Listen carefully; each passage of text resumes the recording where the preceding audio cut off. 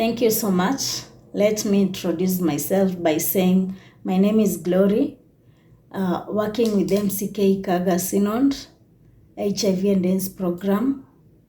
Myself being an orphan, it is a threat.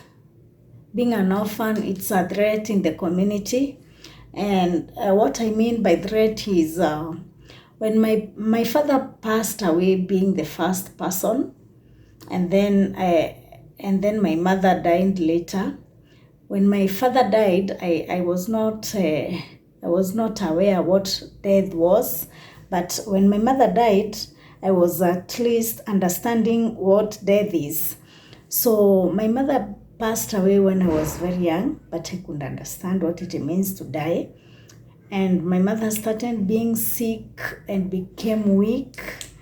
And finally, she died in the house. I was the only person who was available for her.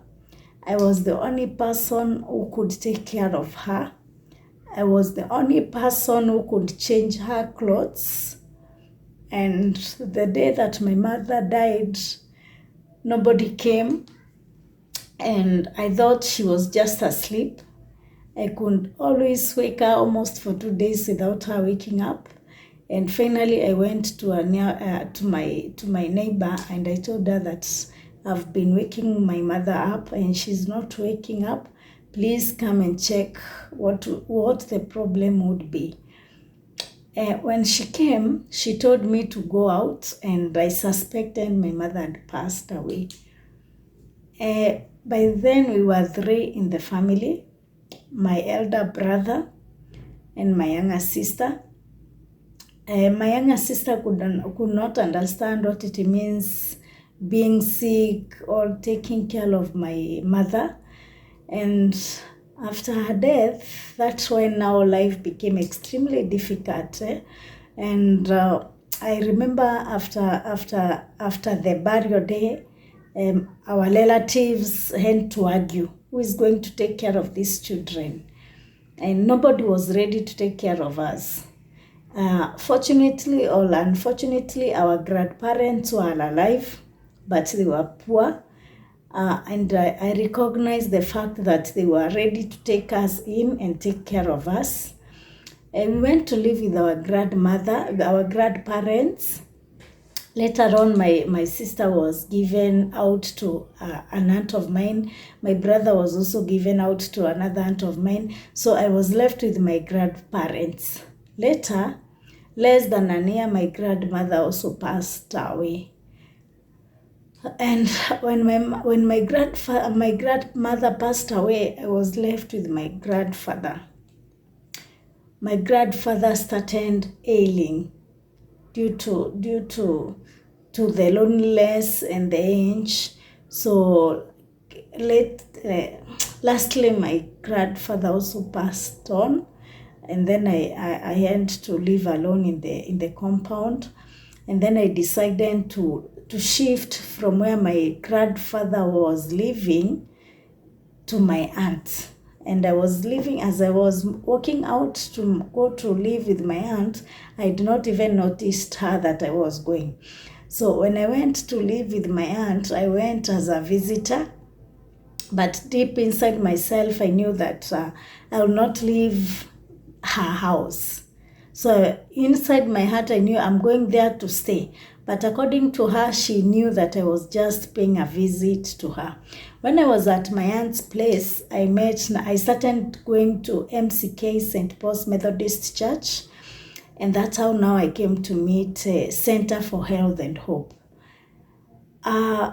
During our church services, we always give CHWs or community health workers a chance to brief the church what is going on in the community.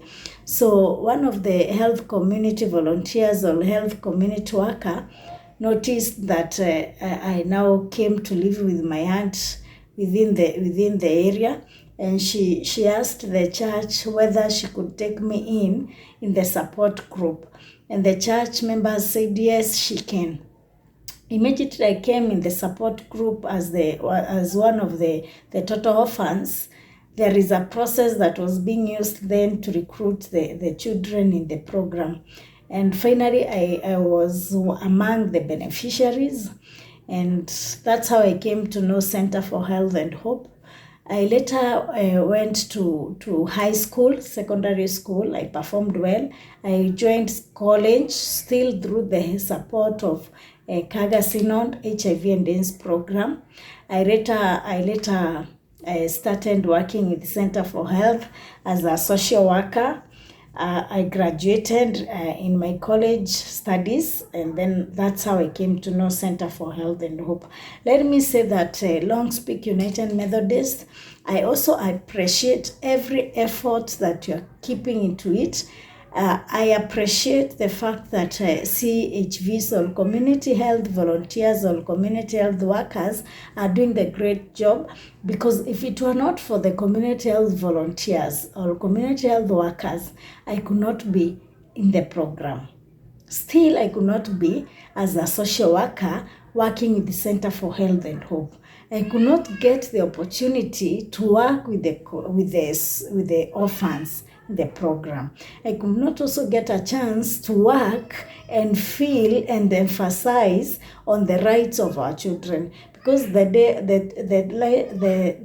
life that you're living today is a life full of difficulties in the community. We are also advocating for children's rights. We are also advocating for children protection policy that is going to be passed on soon in the parliament. So let me really appreciate the effort that you are doing. And I will say firmly that if it were not for you, we could not be here. I also could not be here. I could not get the chance or the opportunity to serve the community. But because of it has happened, it is happening, and it will continue happening. Thank you so much for everything that you're doing, and may God continue blessing you. Your blessings, may they never end. Thank you so much.